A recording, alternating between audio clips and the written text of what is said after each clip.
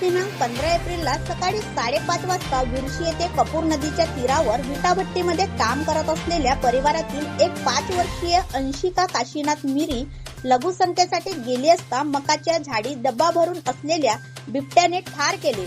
संजय कापगते यांच्या विटाभट्टीमध्ये गेल्या 4 महिन्यापासून ते काम करत होते.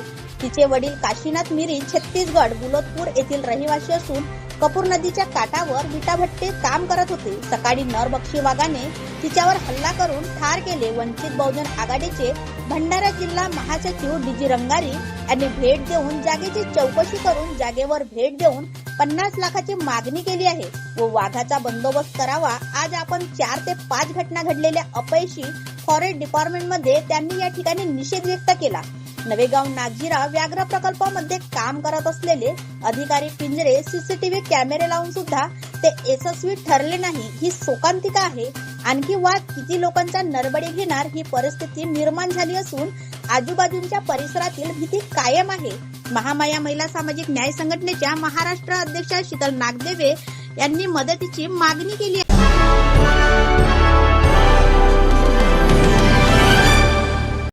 मी डीजी रंगारी, वंचित बहुजन आघाडी जिल्हा महासचिव.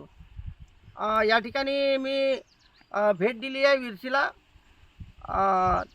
या 5 वर्षीय मुलीला या मक्याच्या परिसरामध्ये दबा बसून बसलेल्या बिबट्याने त्या मुलीला सकाळी पहाटे 5 वाजता लघुसंख्येला जात असताना धरले आणि त्याला ओढत नेऊन त्याचा रक्तप्राशन केला. त्यात ते दुर्दैवी मृत्युमुखी झाला. या ठिकाणी आपण आताच बघितलेलं आहे की या ठिकाणी आपले जे विटाभट्टीचे मालक आहेत त्यांनी या ठिकाणी आपला मनोगत व्यक्त केला.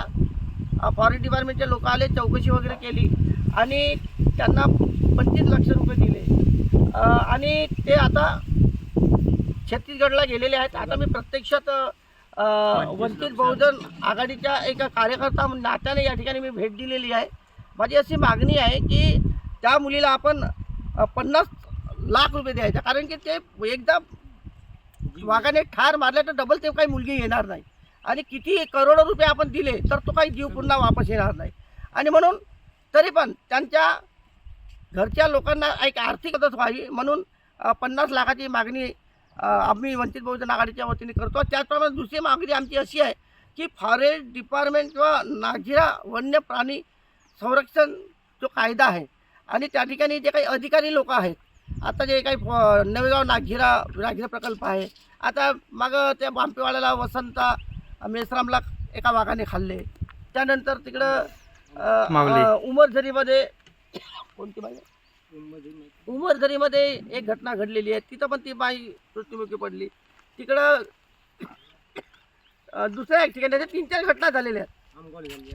हां, तर आमगाव खुर्दला सुद्धा झालेली आहे. माझं असं मागणं आहे की बा या ठिकाणी एवढ्या परिसरामध्ये आता पुन्हा एक घटना घडलेली आहे काल, तर त्यांना आणि एवढे लोक भयभीत झाली आहे त्या परिसरात यायला. सकाळी सुद्धा मी जेव्हा या शेतामध्ये आलो, मला सुद्धा हे मक्याचे जे शेती केली आहे, जिकडं तिकडं मका मोठा वाढलेला आहे, तो कोटी वाघ डबा भरून बसेल काही सांगतात. मला सुद्धा या ठिकाणी येताना प्रत्यक्षात जागावर मी घाबरत होतो. 1-2 लोकांना घेऊन मी या ठिकाणी आलो. म्हणजे दहशत या परिसरामध्ये पसरली आहे. म्हणून याचा बंदोबस्त फॉरेस्ट डिपार्टमेंटने करावा याच्या अगोदर सुद्धा मागणी केलेली आहे. ड्रोन लावलेले आहेत, पिंजरे लावले आहेत, सर्व काही गोष्टी लावलेल्या आहेत.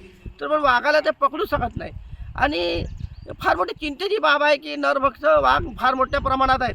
फॉरेस्ट डिपार्टमेंटनी याची दक्षता घ्यावी, ताबडतोब त्यांना पकडावं, कारण की एवढे भयभीत झालेले आहेत लोक की त्यांना आता शेतात जायचं कसं, माल आणायचं कसं, पिकवायचं कसं, हे फार मोठी प्रॉब्लेम झालेली आहे, समस्या निर्माण झालेली आहे. आणि म्हणून या ठिकाणी डिपार्टमेंटने थोडं लक्ष दिलं पाहिजे.